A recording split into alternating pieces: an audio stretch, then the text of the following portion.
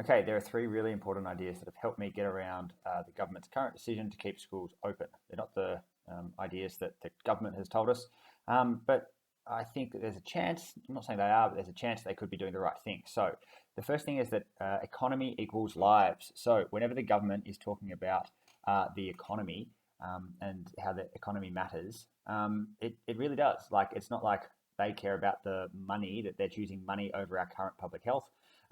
It's that a downturn in the economy does actually equal Australian lives, especially the most vulnerable people.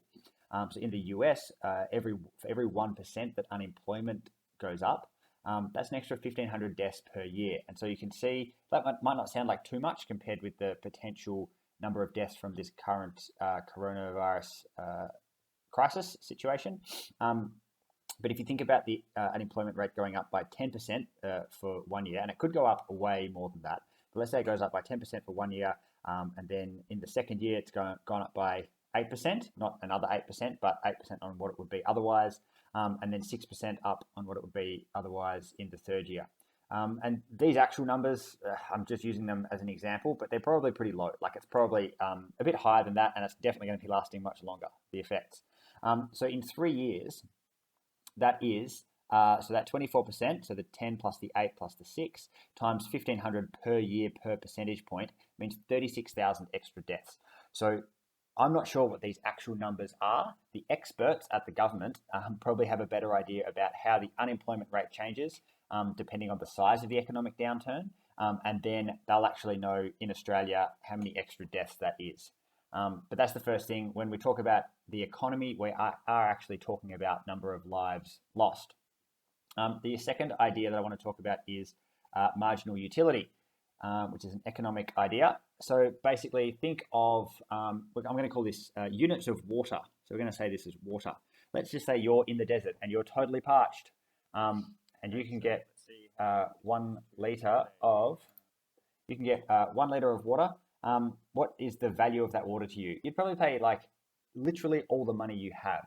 I would happily pay all the money I have to drink that 1 liter of water. So I'm going to say the value is like really high. So that's for like my first liter of water. My second liter of water, well, I've already had a drink, but I'm in the desert, I'm thirsty. Okay, that's got a pretty high value.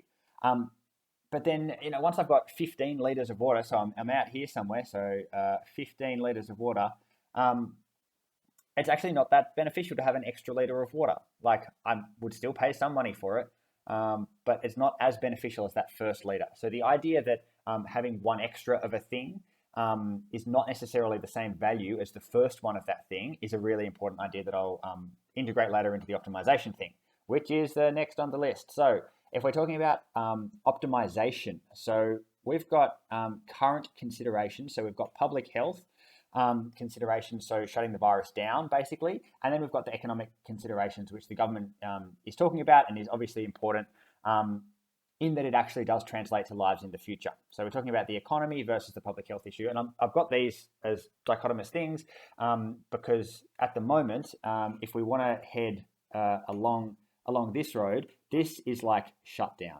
So if we want to do the best thing for public health, like not optimizing, but just maximizing for public health, we'd do shutdown.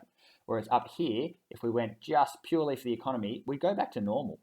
No social distancing, none of that stuff. Would be boosting the economy. That'd be great. So obviously we don't have to choose between these two things, but there's going to be somewhere around here that we're gonna select as like there are options. Either we go totally normal, total shutdown, or somewhere in between. And probably there's a sweet spot in here somewhere.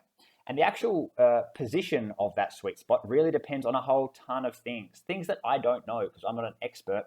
And I'm not dealing with these economic ideas in my daily life, which people in public health and economists, they really are dealing with. So effectively, there are some things that could happen from a public health perspective, which are like a lot of benefit. So like social distancing, you get a lot of benefit out of that. And people working from home, you get a lot of benefit out of that. And the cost to the economy for social distancing isn't actually that much. So let's just say that we start at a position out here, and we're trying to work out what to do. So if we do social distancing, then we gain in terms of our public health outcomes, but then we lose a little bit in terms of our economic outcomes. If we do a total shutdown, then that's great for our public health, but it's really bad for our economic outcomes. And if we're trying to get kind of like in that direction as far as possible, far away from this origin as we can, then we've got to work out like what is the trade-off of some sort of shutdown measure in terms of the economy. So effectively, I think in terms of a school shutdown, we've got to do it the right way. So we're doing our social distancing. People are working from home where they can. But we're still keeping businesses open because we want to keep the economy running. Now, if we shut down schools, okay, so that might be initially, if we shut down schools 2 months ago, then yeah, huge public health benefit, although really bad for the economy. But if we shut down schools now, the public health benefit isn't actually that much. The experts are saying that if you do it really early, then it's very beneficial. But if you do it now, then it's not that beneficial. So we're kind of talking like a little bit of a benefit, but still that massive drop in the economy, which, as I said, and I really want to stress, equals lives in the future. Maybe not yours, maybe not mine, but we want the government to be thinking about everyone, not just ourselves personally. So I guess that's kind of it. Like at the moment, there are a bunch of different trade-offs, and if we can shut down schools and we get the public health, if we don't shut down schools, we get the public health sort of lower outcomes because kids are still spreading it a little bit. Then that can be really good for the economy and might be the right thing to do. But that's if we do it the right way, which kind of for me means that we are we have enough soap and sanitizer and paper towel and all that kind of stuff, which currently like it's actually running out in a lot of places. So I don't know how far away the next sort of supply drop-offs are. Maybe we should start holidays early or something like that to give those supplies a bit more time to get here. But I can certainly see a possibility that it's better to keep schools open for the moment if we're well supplied, and if we're checking temperatures and stuff like that, and kids are actually staying away when they are sick, then I can see how it could be the right idea. I think a real tragedy would be if it is the right thing to keep schools open in terms of the long-term outcomes, but because of public, like pressure from the public, from parents, from teachers, that schools get shut down. So yeah, maybe it looks good in the short term.